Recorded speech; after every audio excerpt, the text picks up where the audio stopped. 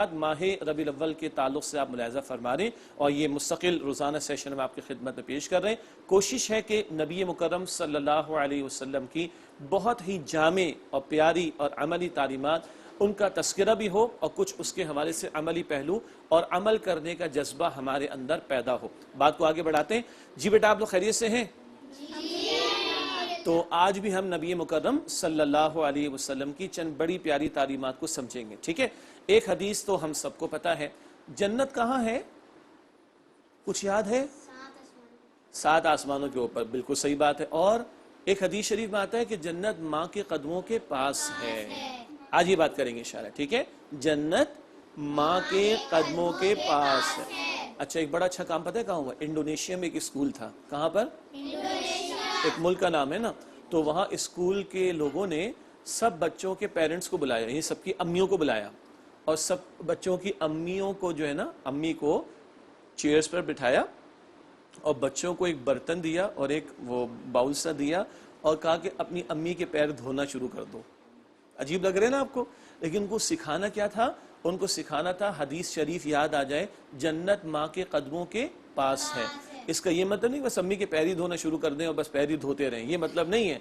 इसका मतलब ये है कि अगर हम अपनी वालदा की खिदमत करेंगे, हम अगर अपनी वालदा के साथ अच्छा सलूक करेंगे, हम अगर अपनी वालदा की बात को मानेंगे, हम अपनी वालदा को नाराज़ अगर नहीं करेंगे, उनको खुश रखेंगे, तो अल्लाह ताला हमें कहाँ जगह अता फरमाएगा? जन्नत में अता फरमाएगा। समझ आ रही बात? सबको समझ आ रही? ये हमारे प्यारे दीन की तालीमात है। आपने कभी सुना है वेस्टर्न सोसाइटीज़ जो होती है ना, यूरोप और अमेरिका वगैरह बहुत सारे मुल्कों में, और कुछ हमारे भी लोगों ने शुरू कर दिया, कुछ लोगों ने ओल्ड हाउसेस बनाना शुरू कर दिए। ओल्ड हाउस का मतलब, ओल्ड का मतलब जिसकी उम्र ज़्यादा हो गई हो, और हाउस का मतलब बूढ़ों का मकान। कुछ लोग इतने जालिम हो जाते हैं, अल्लाह माफ़ करे, कि अपने माँ बाप को इन बूढ़ों के ओल्ड हाउसेस में छोड़ कर आ जाते हैं। क्या ऐसा करना चाहिए? नहीं। तो अल्लाह के प्यारे रसूल सल्लल्लाहु अलैहि वसल्लम ने हमें फरमाया कि जन्नत माँ के कदमों के पास है, यानी तुम अपनी वालदा की खिदमत करोगे, उनको खुश रखोगे, तो अल्लाह तुम्हें जन्नत अता फरमाएगा। अच्छा, अम्मी के साथ अब्बू भी तो होते ना, तो अब्बू के बारे में भी अल्लाह के रसूल ने समझाया सल्लल्लाहु अलैहि वसल्लम। ठीक है, अल्लाह के प्यारे रसूल सल्लल्लाहु अलैहि वसल्लम ने फरमाया कि अल्लाह राजी कब होगा? जब तुम्हारे अब्बू तुमसे राजी होंगे, और अल्लाह नाराज हो जाएगा अगर तुम्हारे अब्बू तुमसे नाराज हो जाएं। तो अगर अब्बू राजी हैं तो अल्लाह ताला भी राजी है, और अगर अब्बू नाराज हैं तो अल्लाह ताला जिससे नाराज हो वो जन्नत में दाखिल नहीं हो सकता। तो अम्मी, जी बेटा, बाप जन्नत का एक दरवाजा है ना? माशाल्लाह, बिल्कुल सही फरमा रहे हैं आप। अल्लाह ताला के रसूल अलैहिस्सलाम ने वालिद को जन्नत का एक दरवाजा कहा।